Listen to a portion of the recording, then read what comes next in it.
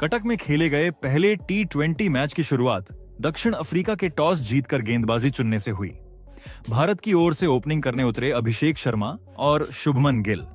पहले ही ओवर में गिल ने थर्ड मैन की दिशा में एक खूबसूरत चौका लगाया, लेकिन अगली ही गेंद पर वह उसी गलती से आउट हो गए। लेंथ गेंद को बिना टाइमिंग के हवा में खेल दिया और यानसन ने आसान कैच पकड़कर उन्हें 4 रन पर पवेलियन भेज दिया। भारत को शुरुआती झटका मिला और स्कोर बोर्ड पर एक विकेट पर 4 रन थे।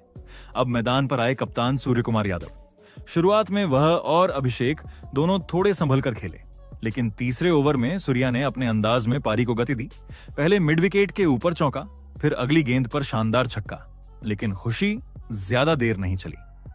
तीसरे ओवर की तीसरी गेंद पर सूर्या भी गिल की ही तरह गेंद को हवा में चिपकर बैठे और मार्करम ने आसान कैच पूरा किया।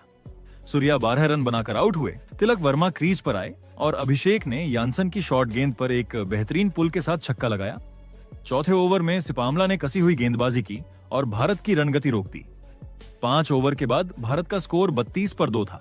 धीमी शुरुआत, लेकिन विकेट हाथ में थे। छठे ओवर में तिलक के 2 चौकों से पावर प्ले खत्म हुआ और भारत 40 पर 2 विकेट पर पहुंचा। 7वां ओवर भारत के लिए अच्छा शुरू हुआ। अभिषेक ने सिपामला को लगातार 2 चौके जड़े, लेकिन फिर वही गेंदबाज वापसी करते हुए उन्हें स्लोअर गेंद पर फाइन लेग पर कैच करवा गए। अभिषेक 17 रन बनाकर आउट हुए और भारत का तीसरा विकेट 48 पर गिर गया। पारी अब फिर से दबाव में थी।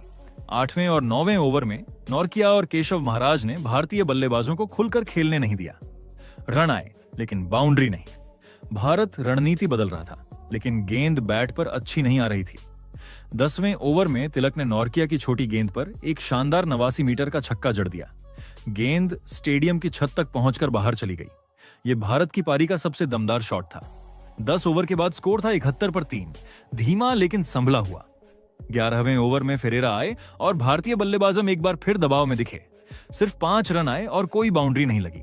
इसी बीच मैदान पर ओस उतर चुकी थी, यानी भारतीय गेंदबाजों के लिए दूसरी पारी मुश्किल भी हो सकती थी। भारत को अब रफ्तार चाहिए थी। 12वें ओवर में एनगिडी ने बड़ा झटका दिया। तिलक वर्मा 32 गेंद में 26 रन की संघर्षपूर्ण पारी खेलकर पुल मारने की कोशिश में फाइन लेग पर कैच थमा बैठे। भारत 78 पर 4 विकेट पर था और स्थिति चिंता वाली हो चुकी थी। अब आए लंबे समय बाद वापसी कर रहे हार्दिक पांड्या और उन्होंने आते ही खेल बदल दिया। महाराज की गेंद पर हार्दिक ने लगातार 2 छक्के झड़कर रणगति में जान डाल दी। इस ओवर से कुल 16 रन आए और भारत पहली बार पारी में रफ्तार पकड़ता दिखा। दूसरी ओर अक्षर पटेल कॉन्सिस्टेंट नहीं दिख रहे थे। कई डॉट गेंदें खेली, लेकिन 14वें ओवर में सिपामला को लॉन्ग ऑफ के ऊपर से एक शानदार छक्का मारकर भारत के 100 रन पूरे कर दिए। लेकिन अगली ही गेंद पर वे आउट हो गए और भारत का 5वां विकेट 104 पर गिर गया। 15वें ओवर में हार्दिक ने नॉर्किया की तेज गेंदबाजी पर एक बेहतरीन कट शॉट से चौका लगाया और फिर लॉन्ग ऑफ की दिशा में एक और चौका जड़ा। इस ओवर से 17 रन मिले।